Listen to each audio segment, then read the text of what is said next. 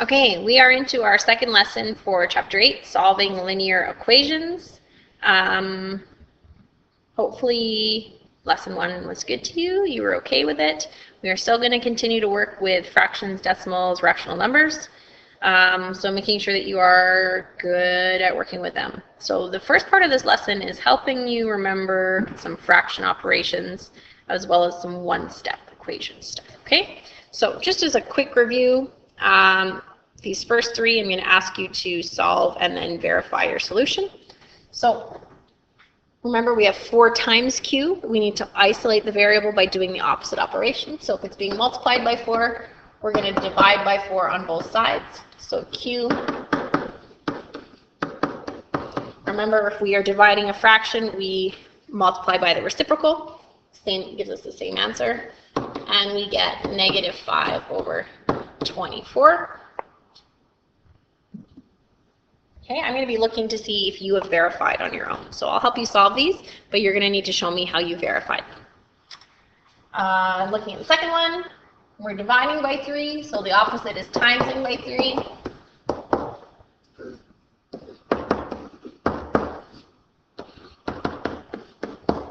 Again, I'm going to be looking for you to verify it. My hint for you is use the improper fraction to verify. That will usually makes things a little bit easier. Looking at the last one, we have y in the denominator, so we're going to multiply both sides by y to get it out of the denominator. 16.5 -5.5 times y. Now we can divide both sides by the coefficient.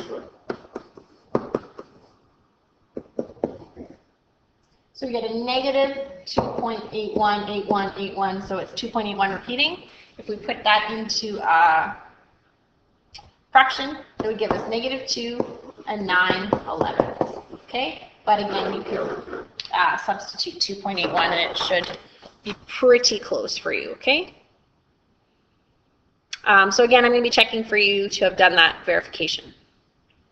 So some more review. We are adding and subtracting fractions. Why do we need to review this? Because we've been doing it since grade 7, and some of you are still adding denominators or subtracting denominators, and it makes my heart hurt every time I see it. So we're going to not do that anymore. So before you can add or subtract, you are going to make a common denominator. You're doing all this extra work, so once you've made that common denominator, keep it. Don't change it by adding them or subtracting them. So the most simplest way to make a common denominator is by multiplying the denominators by each other. So we're going to multiply this first fraction by 5, and we're going to multiply the second fraction by 3.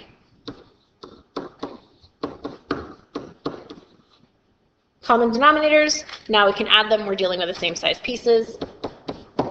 11 out of 15. Okay, I'm going to fly through these. I'm actually just going to put up the answers. I'll show the second one, but the rest of them I want you to just solve, check the answer. If you didn't get any of them right, come and see me tomorrow. Okay. 5, 6, take away 1/3. I know that I can turn 3 into 6, so I'm just going to times by 2.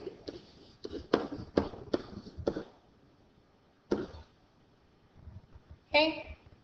Gives us 3/6, which in lowest terms is 1/2.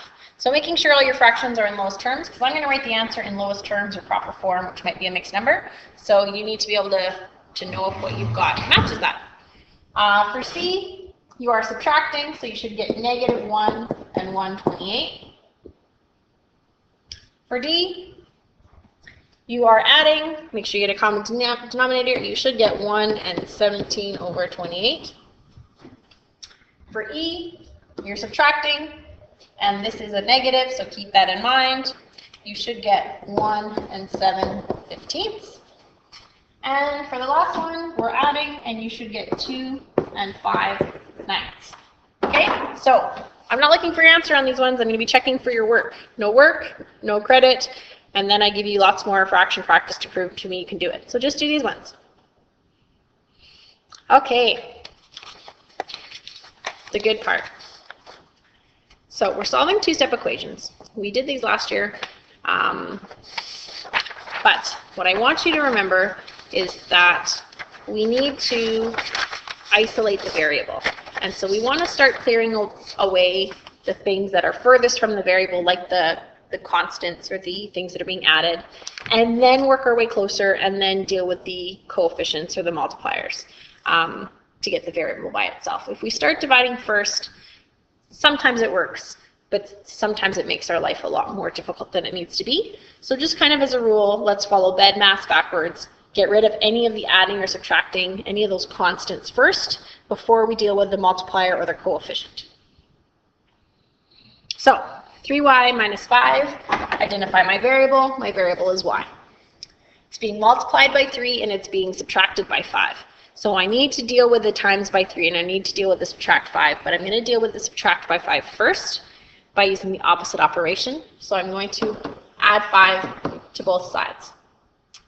Minus 5 plus 5 cancels out to 0, right? If we're thinking of 0 pairs or opposite integers, when you put them together, they equal 0.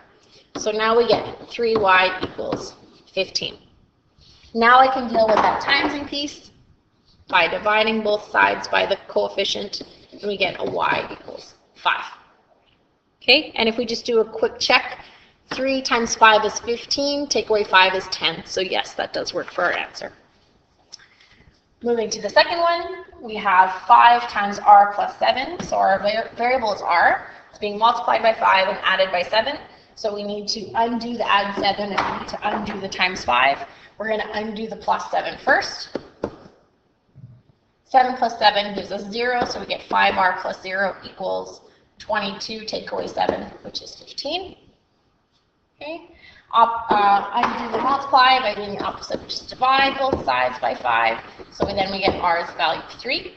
Just quickly in our head, double check. 5 times 3 is 15, plus 7, that's 22, so we're good.